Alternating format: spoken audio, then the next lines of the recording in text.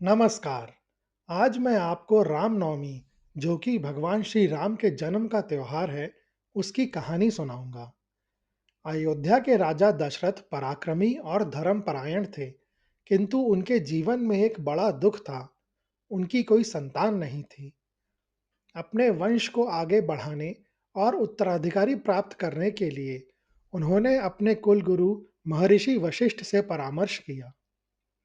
गुरु वशिष्ठ की आज्ञा से महान तपस्वी ऋषि श्रृंगी को आमंत्रित किया गया और एक भव्य पुत्रेष्टि यज्ञ का आयोजन किया गया। यज्ञ की पूर्णाहुति के समय अग्निदेव स्वयं प्रकट हुए। उनके हाथों में स्वर्ण पात्र था, जिसमें दिव्य चरु अर्थात खीर थी। अग्निदेव ने राजा दशरथ से कहा, हे राजन, यह दिव्य प्रसाद अपनी रानियों को खिला दें, जिससे आपको तेजस्वी पुत्रों की प्राप्ति होगी। राजा दशरथ ने उस खीर का आधा भाग अपनी ज्येष्ठ रानी कौशल्या को दिया। शेष आधे भाग भाग के दो हिस्से किए, जिनमें से एक रानी कैकई को दिया। अंत में जो भाग बचा, उसमें दोनों रानियों ने मिलकर तीसरी रानी सुमित्रा को प्रदान किया। समय बीतने के साथ रानियां गर्भवती हुईं।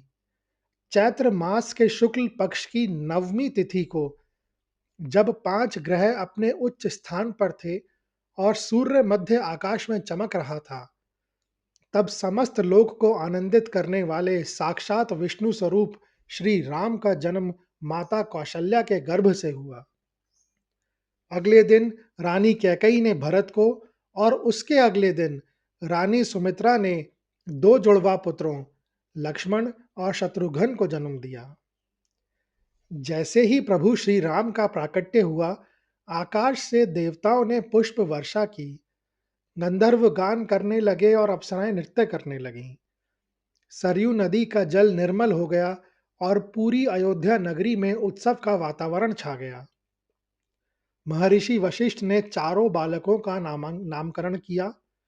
उन्होंने ज्येष्ठ पुत्र का नाम राम रखा, जिसका अर्थ है वह जिसमें सारा विश्व रमण करता है और जो सबको आनंद प्रदान करता है।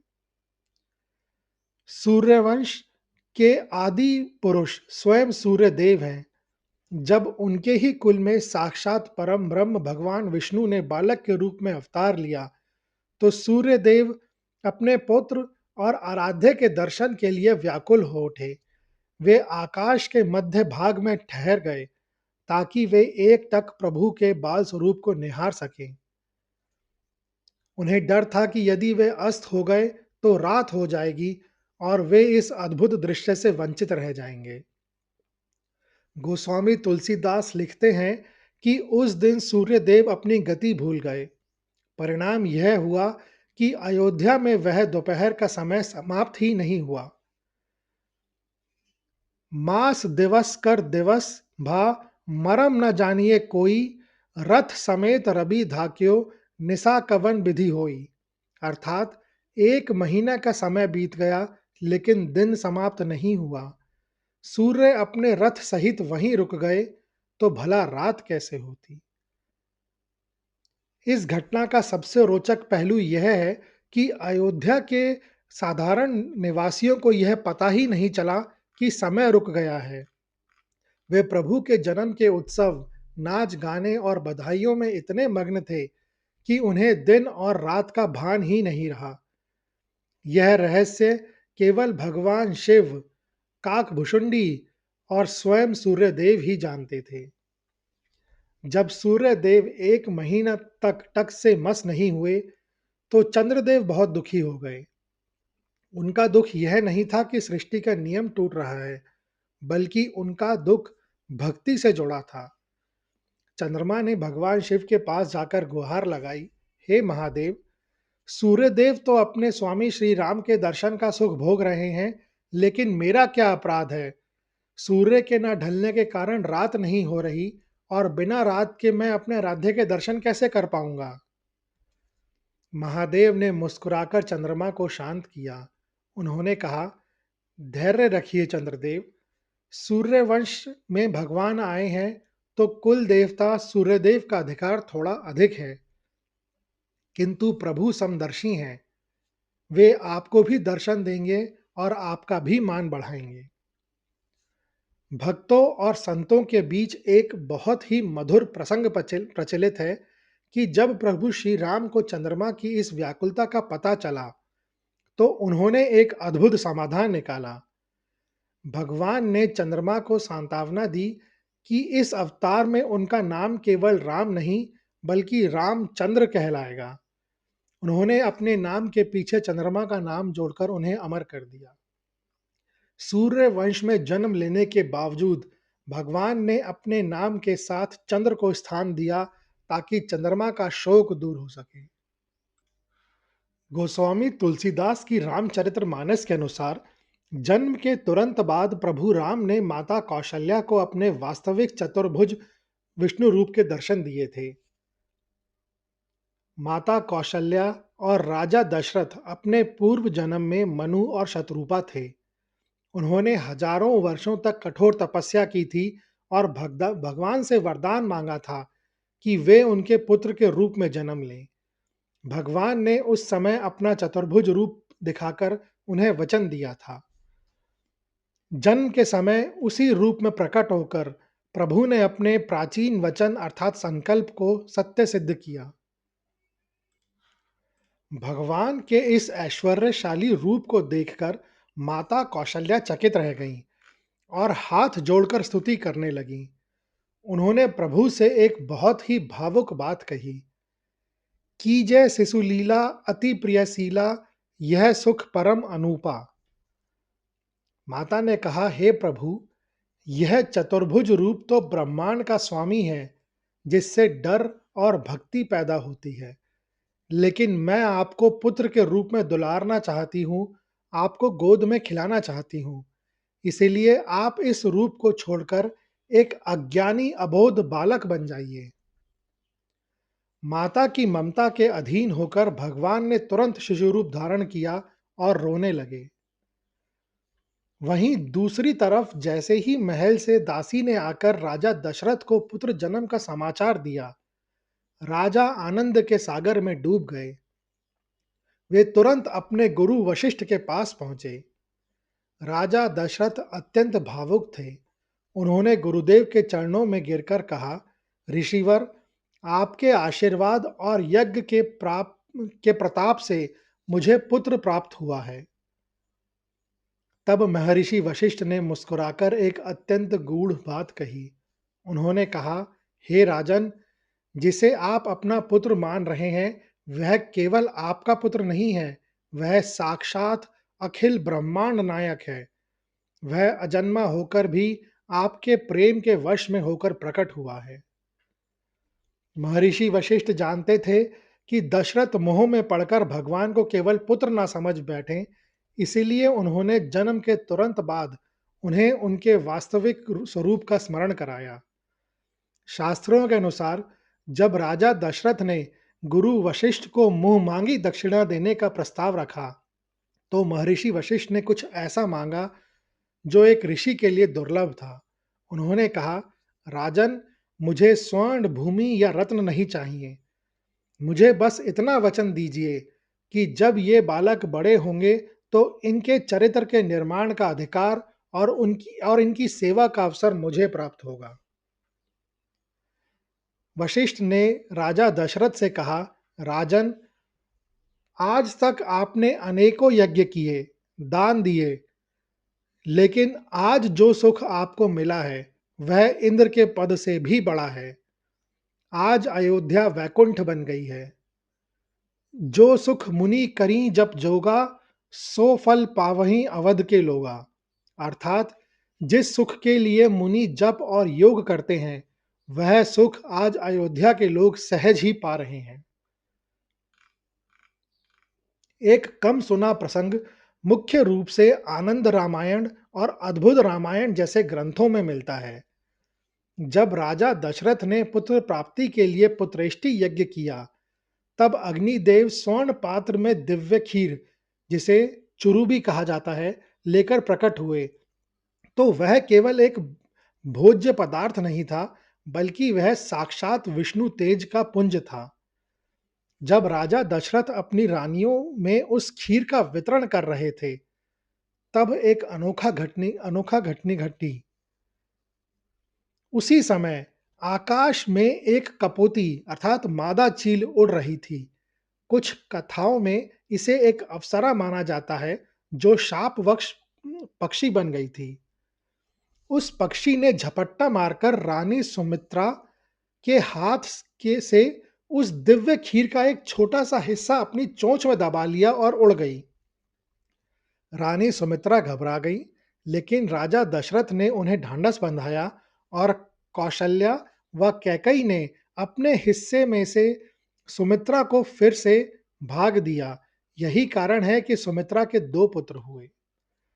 उधर अंजना पर्वत पर माता अंजना पुत्र प्राप्ति के लिए भगवान शिव की घोर तपस्या कर रही थीं। वे अपनी अंजलि फैलाकर ध्यान मग्न थी। जैसे ही वह कपोत अंजना पर्वत के ऊपर से गुजरा, पवन देव ने अपनी शक्ति से उस पक्षी की चोंच से वह खीर का भाग नीचे गिरा दिया। वह दिव्य खीर सीधे माता अंजना की खुली हुई अंजलि में जा गिरी। माता अंजना ने इसे महादेव का प्रसाद समझा और श्रद्धापूर्वक ग्रहण कर लिया। इस एक घटना ने जो 2 बड़े उद्देश्यों को सिद्ध किया, क्योंकि खीर का वह भाग उसी पात्र से था जिसमें श्री राम का जन्म होना था, इसीलिए हनुमान में भगवान विष्णु के प्रति स्वाभाविक और अटूट प्रेम व भक्ति समाहित हो गया। क्योंकि माता अंजना शिव की तपस्या कर रही थी, इसीलिए उस खीर के माध्यम से भगवान शिव का तेज रुद्रावतार हनुमान के रूप में प्रकट हुआ। क्योंकि पवन देव ने उस खीर को माता अंजना तक पहुंचाने का माध्यम बनाया था, इसीलिए हनुमान पवन पुत्र कहलाए। यद्यपि खीर एक ही समय पर निकली थी, लेकिन माता अंजना पहले से ही तपस्यारत थी और हनुमान का प्राकट्य श्री राम के जन्म के कुछ समय पहले ही हो गया। यही कारण है कि हनुमान को राम प्राण कहा जाता है। उनके और श्री राम के बीच संबंध जन्म से पहले ही उस दिव्य खीर के माध्यम से जुड़ चुका था। वे श्री राम के सेवक ही नहीं, बल्कि उनके पूरक बनकर आए थे। अंजनी के गर्भ से प्रकटे कपि बलवान, राम काज करीबे को लीन्हा अवतार महान। एक और प्रसंग के अनुसार जब प्रभु श्री राम ने अयोध्या में अवतार ले लिया, तो कैलाश पर्वत पर विराजमान भगवान शिव का मन अशांत हो गया। वे अपने आराध्य की बाल लीलाओं के दर्शन के लिए आतुर थे। माता पार्वती ने जब उनकी व्याकुलता का कारण पूछा, तो महादेव ने कहा, देवी, मेरे आराध्य ने पृथ्वी पर अवतार लिया है, मैं अब और प्रतीक्षा नहीं कर सकता। परंतु समस्या यह थी कि यदि वे साक्षात भगवान शिव के रूप में जाते, तो पूरी अयोध्या में खलबली मच जाती और प्रभु श्री राम की नर लीला में बाधा डालती। इसीलिए भगवान शिव ने एक विद्वान ज्योतिषी ब्राह्मण का रूप धारण किया। उन्होंने मस्तक पर तिलक लगाया, हाथ में पांचांग लिया और एक अनुभवी ज्योतिषी की भांति अयोध्या की सड़कों पर जय श्री राम का उद्घोष करने लगे। महादेव अयोध्या की गलियों में घूमते हुए कहने लगे, मैं त्रिकालदर्शी हूँ, मैं भूत और भविष्य की गणना करता हूँ। जिस किसी को भी अपने बालकों का भविष्य जानना हो, वह मुझसे संपर्क करे। धीरे धीरे यह चर्चा राजमहल तक पहुंच गई। राजा दशरथ की रानियों ने सुना कि नगर में एक बहुत ही सिद्ध ज्योतिषी आए हैं। माता कौशल्या ने उन्हें सादर महल के भीतर आमंत्रित किया, ताकि वे अपने चारों राजकुमारों के भविष्य के बारे में जान सकें। जब ज्योतिषी रूपी भगवान शिव महल के भीतर पहुंचे, तो उनका हृदय धड़क रहा था। माता कौशल्या ने चारों बालकों को उनके सामने ला दिया।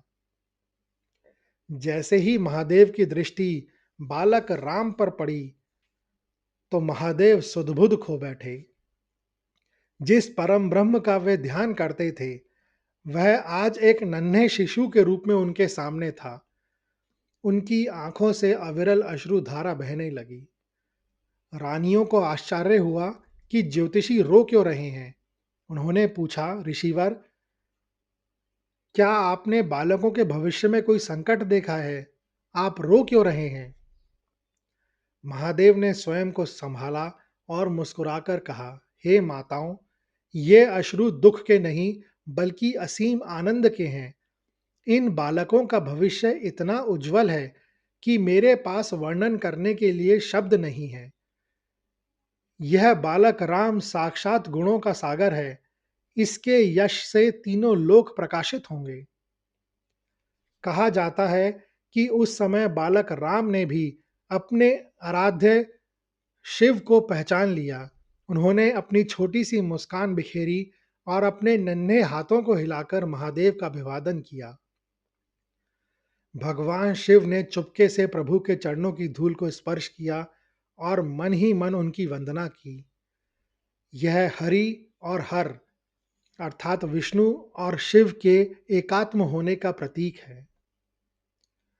इस प्रकार प्रभु श्री राम का प्राकट्य केवल एक राजा के पुत्र का जन्म नहीं था, बल्कि अधर्म के अंधकार को मिटाने के लिए धर्म के साक्षात सूर्य का उदय था।